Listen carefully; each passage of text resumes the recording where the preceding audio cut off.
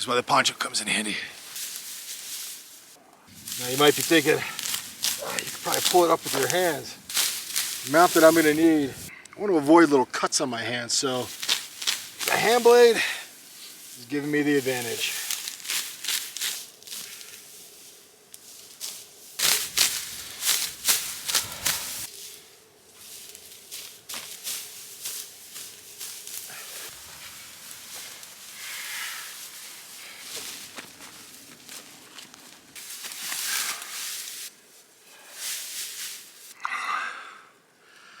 Got a little cut, just like a paper cut. When I was saying don't pull, hold, and then cut, I did the opposite.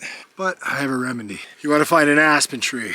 And the aspen bark, the white bark, when you scrape up or down on it, a little bit of white powder's gonna come off. Just like that right there. You put that on your cut, it's gonna help stop the bleeding. Not hurting the tree. Just like that, right on the cut.